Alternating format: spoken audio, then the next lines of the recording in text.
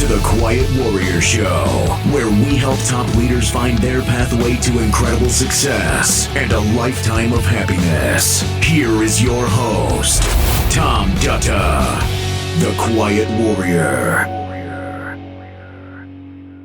Well, welcome to the Quiet Warrior Show.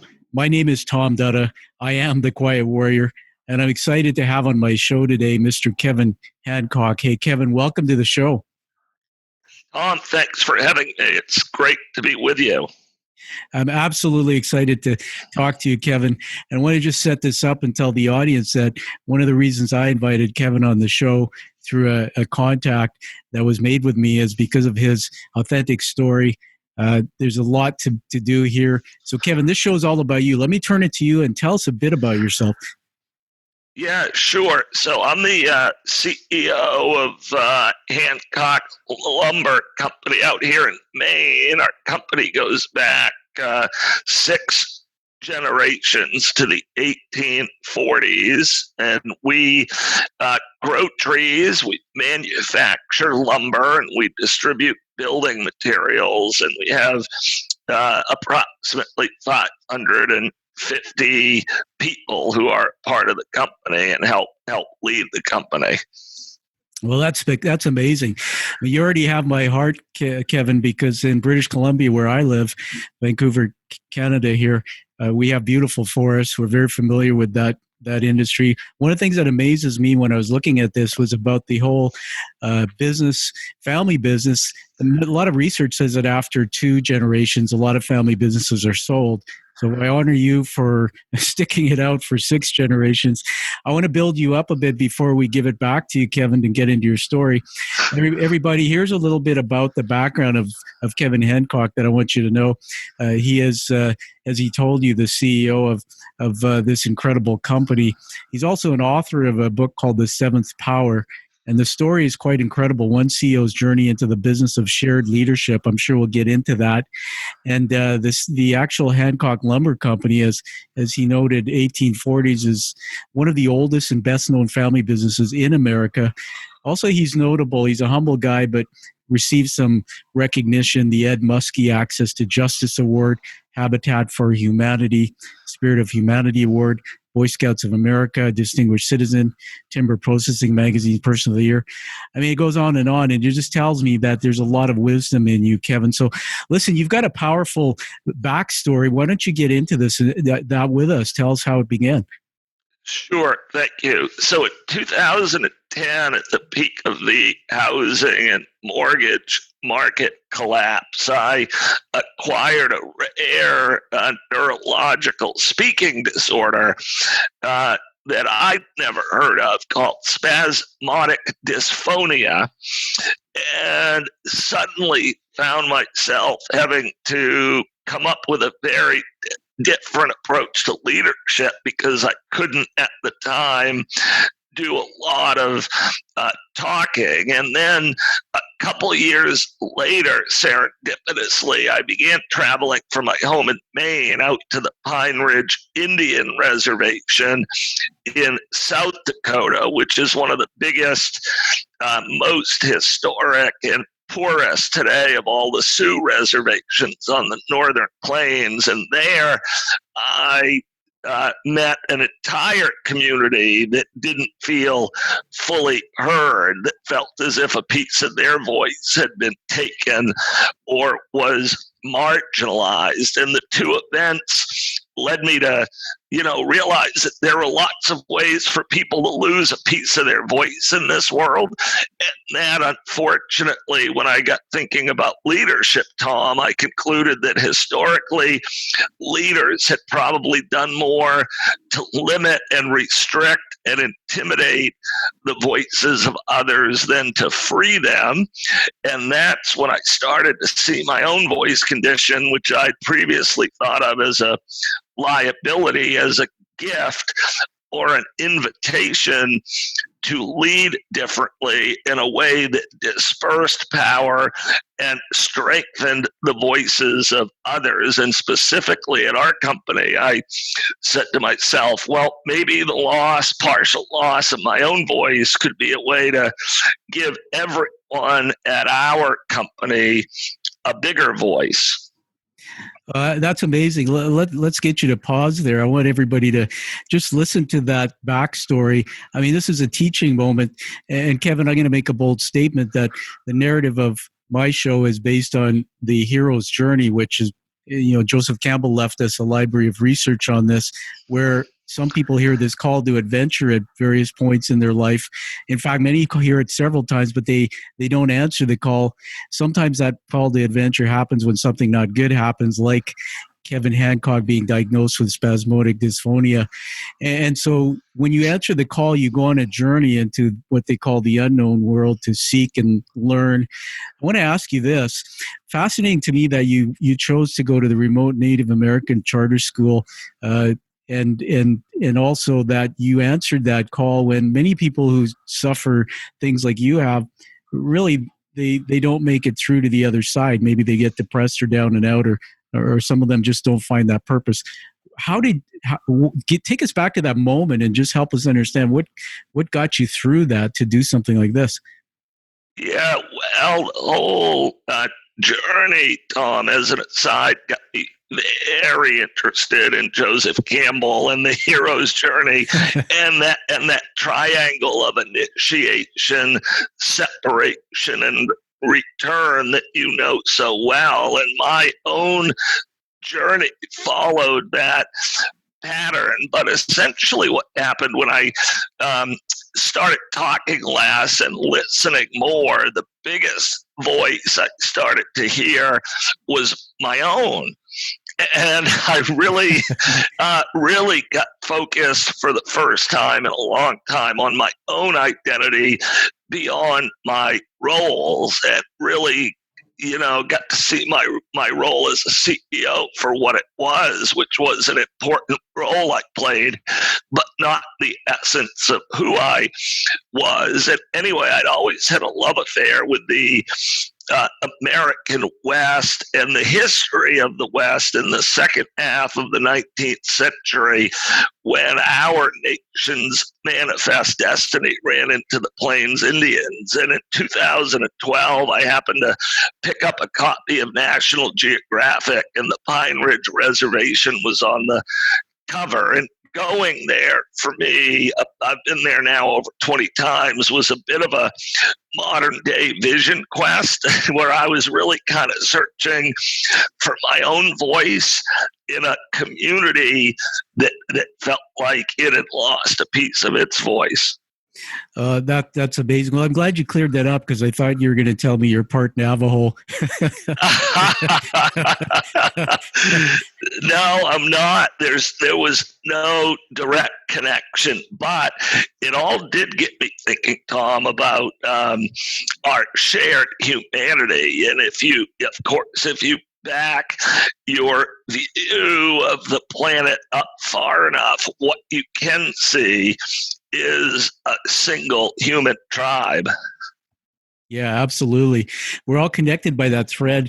And, I'm in a country here where the history of the natives inhabiting our land and the school system that was put together to house those people, and there's a lot of controversy here about how those people were treated. I always get fascinated when I see somebody like you, who is a CEO, a very smart man who's built a good business, actually go and seek the wisdom and to learn from people like the Navajo. So I'm fascinated by that. I want to ask you something about your book. So let's just jump into that. The book itself, everybody, is called The Seventh Power. I encourage you to get it. We'll ask Kevin at the end to tell us how to get a hold of him and his stuff. And you've got a comment here. It says you detail the new pathway to organizational excellence, building on the employee-centric company. Power is dispersed, leadership is shared, every voice is heard. And then down at the bottom, the last thing I've noted is it says break down the planet's entrenched top-down governance model. I mean, that is a huge nut to crack. And they say that good leaders are invisible. I love how the fact that you're actually empowering people to hear their voice. Tell us a bit about those principles that you've developed there. Yeah, so it starts with the idea that traditionally leadership has been about collecting power to the center. But really, when you look at humanity broadly, everyone is a sacred individual who's capable of leading and contributing in their own way with their own voice. So what it really started with for us was thinking differently about the very purpose or mission of our company. And we ended up changing the mission. And the mission today is first the employees, that the first priority of the company is to be meaningful and valuable in more than just economic ways to the people who work there. And so if you picture like a flywheel of corporate success with employees, customers, community, suppliers, industry, and so forth, the idea is to put the company's focus on the employee experience, in the belief that if the employees are having an exceptional experience, that they will figure out how to take world-class care of the customer and the company in return. And in our case, that's been what happened. But when you change your mission, you've got to develop a whole new set of metrics around how to measure that, and a whole new set of systems designed to make sure everyone has a voice and everyone has the opportunity to share in the responsibilities of leadership, which we've been working on now for the better part of a decade. And it's had a big impact on our performance, but I really now talk about that as the outcome of a higher calling. The ultimate calling is to be valuable to the lives of these human beings who are working at the company. Yeah, that's fascinating. They say that, they say sometimes that the correlation between a leader, the top leader's blind spot, and the performance of the company is directly related. Further, there's more evidence that leaders who aren't in touch with their people and maybe are not authentic in their own leadership, that they can't. People won't follow them. They can't empower them to use their voice. In fact, some companies still, unfortunately, have cultures of tyranny, or people are afraid to speak. You've done a really good job, obviously, with transferring your leadership to your company. I want to ask you this question, though, about the dysphonia, the issue that happened with your voice. By the way, listening to you now, and so admire you in your ability to communicate, having gone through that. Was there any point in time, and forgive me if I'm going to put it in a way that sounds like I'm talking about mental health, but I am, because it's my passion. But when this occurred, was there any moments where you had some dark, they call it the dark night of the soul, where you thought, why me? What am I going to do? Was there any time where you began speaking and empowering people where you felt that, things like shame or any kind of liability because of what had occurred to you? Yeah, that's such an important question. Thank you. I mean, initially, when the condition set in, it definitely scared me, and I wondered if I would be able to continue in my job. I laugh about this now, Tom, but at the time I said, well, what possible good could a CEO be who can't talk all the time? And so initially it definitely threw me off, but I kind of just hung in there, and I've never felt judged for how my voice sounds. And over the years, I've been able to improve it, and people around me have been super supportive. But ultimately, this really became something that I built on. In time, I saw this as a gift. I had a dream a few months back where an angel appeared and offered to back me up like 15 years in my life. prior to the onset of SD, and I got super nervous in the dream. I said, no, no, no, to the angel. If you back me up, I might not acquire this disorder. So I long ago crossed over to seeing what looks like a limitation as a blessing and a gift that's given much more than it's taken. Well, thank you for sharing that. I love you and your story, and that is what I absolutely see as not only resilience, Kevin, but quite frankly, humility. I'm sure you've been told this, but I can tell you, just spending time shortly on this call with you, that when you speak now, I believe that people see you as a more powerful and authentic leader. I mean, it takes a lot of courage to get up after a setback like that. But I think it makes you real and relatable and empowers people. It gives people hope that if he can do that and carry on, gosh, we can overcome our challenges. My mind went in a different direction when you were telling me that last piece. I thought about this. It's pretty compelling in my mind to think, what would it be like, especially when I became a CEO at a young age myself, to not have a voice. It makes you really reflect. Or if you never think about that might happen, and then you have to rely on other skills. Give me a quick couple nuggets on what did you have to do to actually, you said, take care of your voice or make it stronger. Was there any kind of physio or something specific that made a difference? Yeah, in the short term, it was just talking less. So I early on defensively started just answering a question with a question, thereby putting the conversation back on the other person. But this is what opened my eyes to the leadership possibilities. People would come up to me at work with a question, and I started saying, that is a good question. What do you think we should do about it? Yeah. And what struck me there in a big way over time was that people already knew what to do. They didn't actually need a top-down directive. They just needed encouragement and a safe work culture to trust their judgment.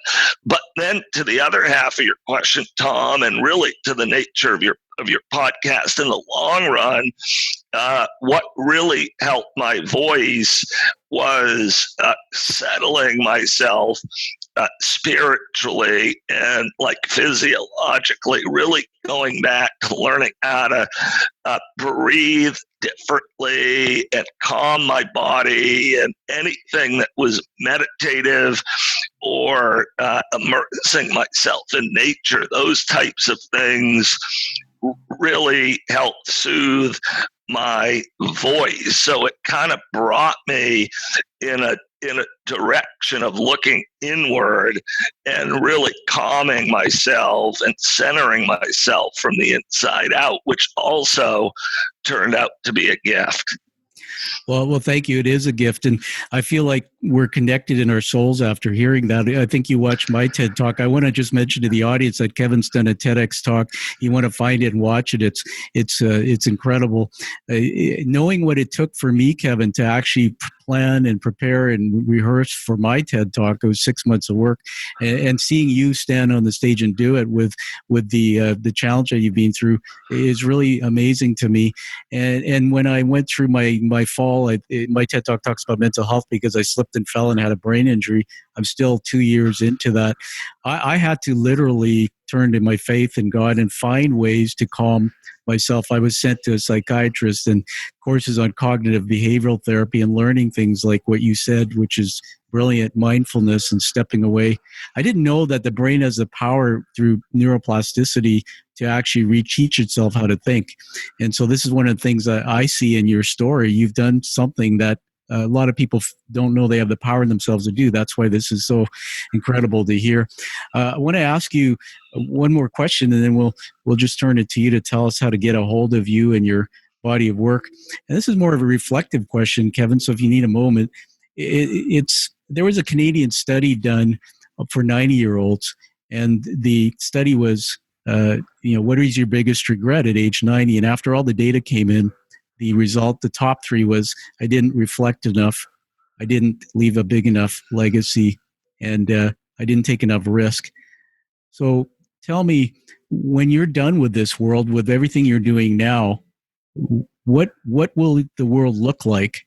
And what was your biggest regret, if you had one?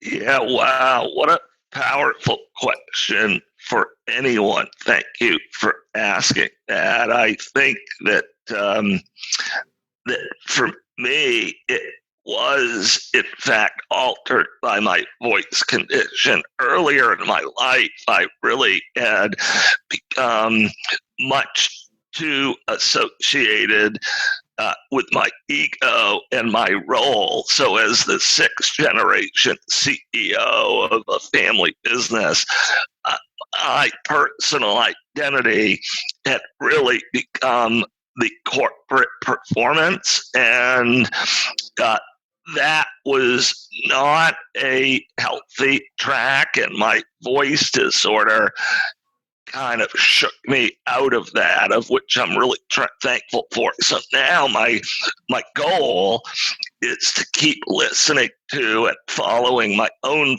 voice in as low an ego way as possible, and to see my role as CEO as something far broader than just a measurement of my personal performance. Wow. Well, thank you. I'm digesting that now. I'm literally feeling chills on my chair here. I got to tell everybody that listen back to this, what you just heard from Kevin. I mean, Kevin, that's an honor moment, a teaching moment on the show. We always talk about, when we have leaders come onto my show, I say, and I think you might have listened to my introduction episode to qualify to talk to me, because I wanted to make sure that you were comfortable with the narrative. But I think I said something like, when leaders come on, I want them to check their ego at the door. This is one of the first times somebody has said, you know what, Tom, throughout my career, I found myself having too much of an ego. And through this shift, it became a gift. So really proud of you, Kevin, for sharing that. I think there's many CEOs out there who will hear that, will say, you know what, I don't have the courage to say that, but I've gone through that myself. And I relate to that 100%. So now, Kevin, before I move to wrapping up, I want to honor you with some leadership words. I wrote these down on my paper here as we're talking. They're not scripted. And the first one is courage, no question about it. The second one is resilience. The third one, I put the word pivot, and then I put beside it transformational. Your leadership style, I believe, is that when you inspire people around you now, that you're getting them to look beyond just the lumber company, but you're getting them to look at a bigger purpose, where you're affecting change in the world, in people's lives, particularly people who are below the top leaders. Last one is humility, sir. It's there. So, Kevin, on that note, back to you to tell us how we can get a hold of you or your body of work. Well, first, thank you so much for your kind words and for the amazing work that you do with this show and the authenticity you bring. My book's available anywhere books are sold, so Amazon or BarnesandNoble.com, for example, or my own website, which is KevinDHancock.com, and you can also communicate with me there. And I always make time to be available to connect with anyone that's reaching out to me. So thank you. Oh, that's awesome. So everybody, you heard that direct from Kevin. It's KevinDHancock.com. I'll be going there and bookmarking and staying in touch with Kevin. And I want you to pick up his book, The Seventh Power. I think it's a book I'd like to ask you all to read. Send a review. By the way, reviews for authors are gold. It helps them get notice in their work and their mission. Kevin, I'll publicly commit to posting a review for your book for sure. And then the last thing I want to do before I let you go is, I usually don't do this on the show, but there's something in my heart that wants to do it today. And that is, I don't know if they told you about the award that I'm going to give to you. Have you heard about this? No. Okay. All right. All right. Well, here it comes. A little bit of a backstory. So I'm not sure if you're familiar with the challenge coin. These coins started the idea in World War II, where soldiers carried these coins in their pockets to commit to community with each other. Today, they're used all over the world by first responders, the police, by Alcoholics Anonymous, anywhere where there's community. When I started this show, I said to myself, I want to bring on authentic leaders who have the courage to share their backstories. Sometimes we learn from that. And so I had a coin made for my show, and I had it minted and handmade in the U.S., hand-painted. The coin at the front has the artwork of my show. The back is the Hero's Journey narrative by Joe Campbell. It's beautiful. Comes in a cherry box. And as soon as we release, Kevin, your show, I'm going to be inducting you into the Global Quiet Warrior Tribe. 40 of these a year are going out. That's just to the select few. And just know, Kevin, by your amazing story, you're now connected to all of us quiet warriors. As you listen to my show, you'll hear more of them coming on with stories like yours. But forever, brother, we're sort of connected in our souls. And so congratulations. I'll be getting that out to you in the near future. That's lovely. And knowing your story, I'm honored. So thank you. All right, you're welcome. Well, everybody, there you heard it. Live that life that you deserve and desire. Find the true passion, like you hear in Kevin's voice, and that purpose behind your story. And thank you for listening to the show, Kevin. Thank you for being here. Yeah, Tom, thanks so much. I loved it. Same here. Thank you. Thank you for listening to The Quiet Warrior Show. Create is a motive-based leadership development firm. www.kreat.ca